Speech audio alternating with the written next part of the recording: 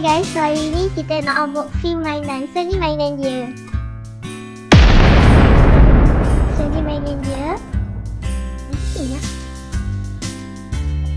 So kita ada Fusion Alive. So nanti kita akan main dengan blender macam tu lah. So jom kita unboxing. So ni kita dah buat siap-siap. Satu, dua, tiga. Ini wow! Ini dia. So kita ada flag.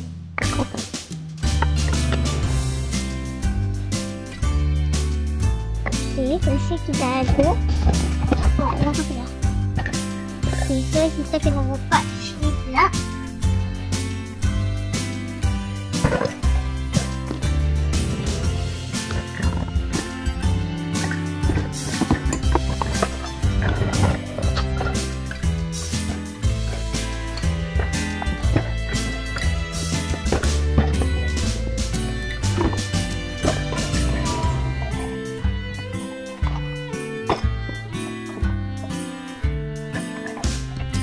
Jom kita buka.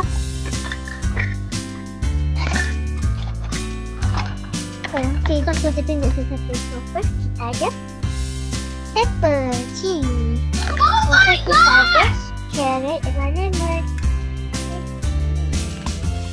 Lepas kita ada mangkuk untuk kita letak jus kita. And then kita ada anggur dengan lagi satu beaker. Okay, nanti kita ada jagung.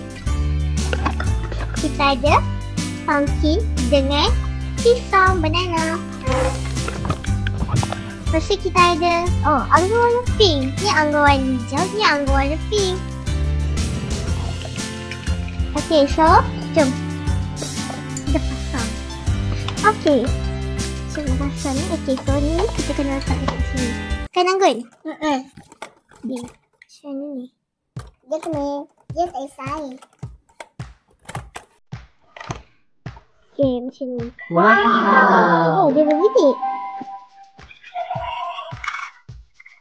Okay. Okay, so jom kita letak air. So, jom kita buat jus. Kita ada air. Okay, lepas tu. Okay, Anggun nak buat jus apa? Jus lemon. So jom kita buat jus lemon. Letak lemon dalam ni. So jom kita tutup.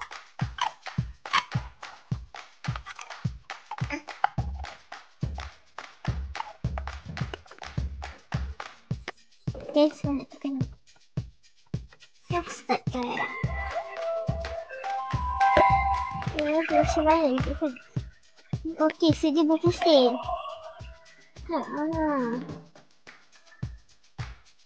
Dia berpusing tengah buat air.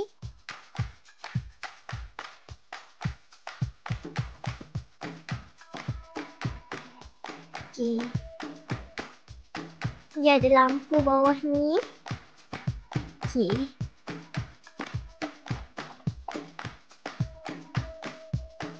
Jom kita tunggu ready.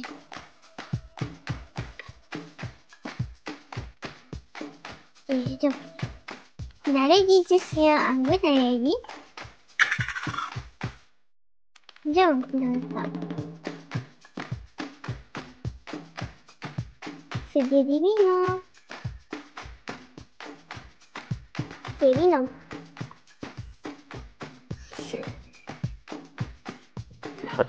Sedap tak? Sedap. Okay, so kita jumpa lagi. Bye. Buang kain ni.